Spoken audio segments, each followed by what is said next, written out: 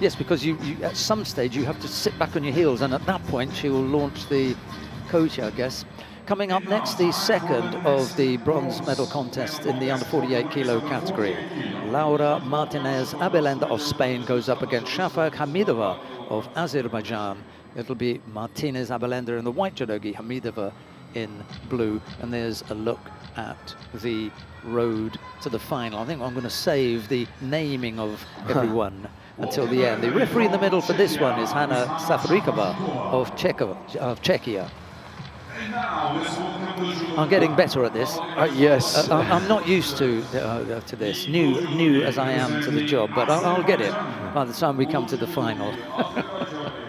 Well, I have to give a lot of credit to Hamidova from Azerbaijan, because she took out the current world champion in the first round from Italy. It was was a full match fought, but in the end she beat her by, I think, a Yuko.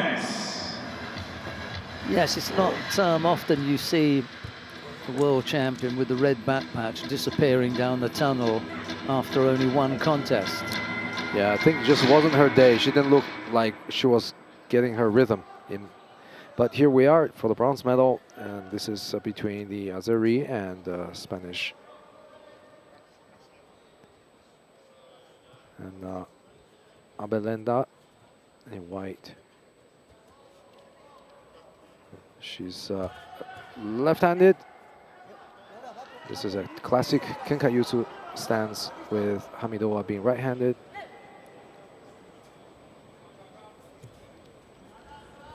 We've spoken quite a lot about the resurgence of the Georgian team. And I don't mean, okay, oh, this could be a soft one here. We'll have a look at it. That's unexpected. We have to see first. Process. Right. First of all, can we identify a technique that we can apply that scoring process to? Well, from there, it doesn't look as though there should be any pause. Now, the pause comes about because Abelenda went to ground as well. Therefore, it came from the ground, so you can't score. Right. You can't score having entered, not into Newaza, but can't score having entered into the ground yourself if your opponent is on the ground. Right. So then that's going to be classed as having come from the ground. And that's why they cancelled that one. Well, it was a clear interruption in the continuity of the technique. So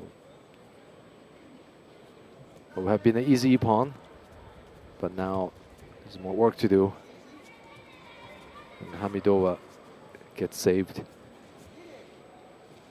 Almost, she was, the body was turning, wasn't it? I thought for a moment she was going to go over. It turned, and then, you know, a little bit like the door handle, it sprung back. That's a good, good comparison. Yeah, because it doesn't stay there, it springs back. So, and you know, especially in the women's lighter weight division, you see a lot of this. Right. Very flexible, very supple.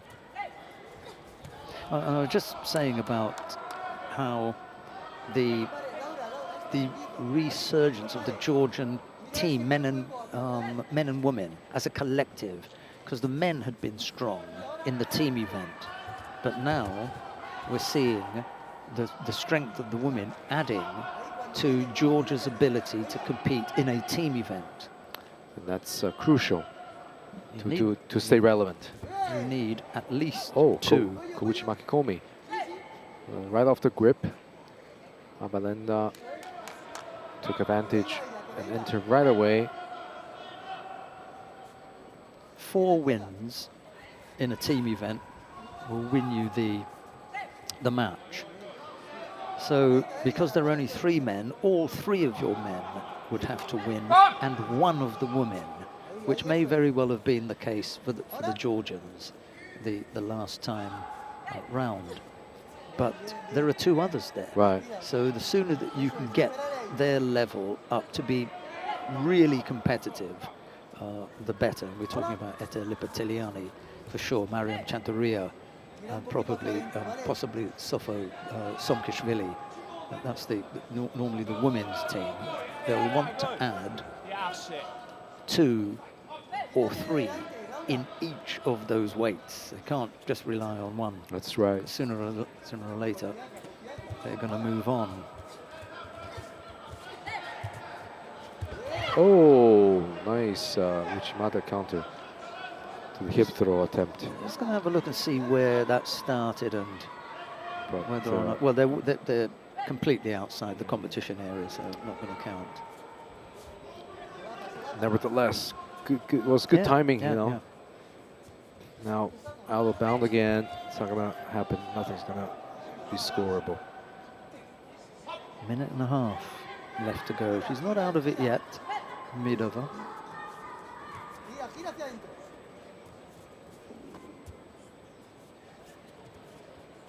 So here goes again.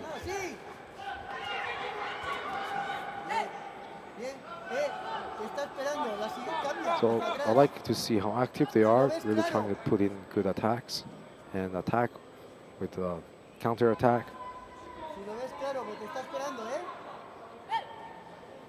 Because sometimes that's the best opportunity to enter is when the opponent has finished attacking, and that at that moment when they return to their normal stance, and you have a good small window of opportunity to launch an attack.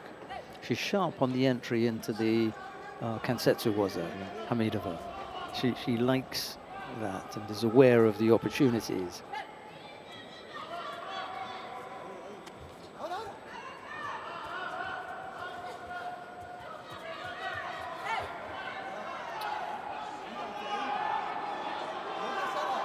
So Hamidova too likes to put in the leg first before the hip when she does the hip attack.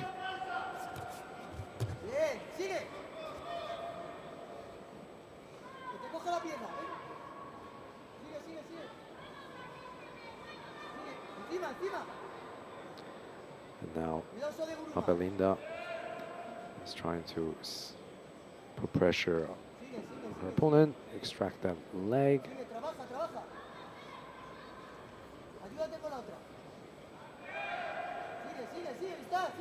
So the knee cut pass, she gets her leg free. She's gonna work on like a Sankaku Jimmy from here.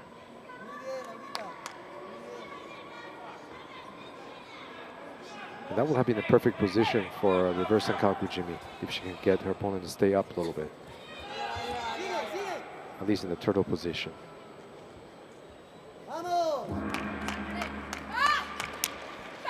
That's enough. 1 yuko to ABELENDA. That gives her the bronze medal. Her compatriot wasn't able to get one, but now she got one for Spain. Yes, a 5th place finish for Hamidova, but that, I think, is an achievement. Come to the European Championships, fight for a bronze medal, and that was a good job. And I don't think anyone would have been surprised if they said that Laura Martinez was going to finish on the podium, albeit in the bronze medal position. So she's probably done, you know, as she was expected to do. Whereas wasn't Hamidova an unseeded athlete this morning? Yeah, she was not seeded. I know, and that's what you were saying earlier, that sometimes you have this unseeded athlete causing big upset.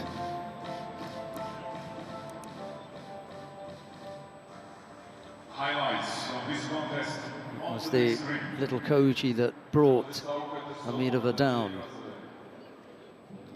Good enough to come up with the score.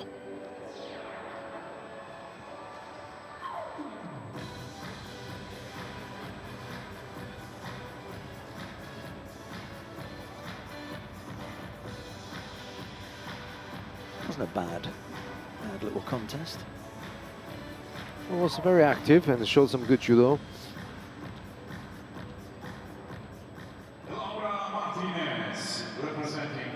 Martinez showing her stickability.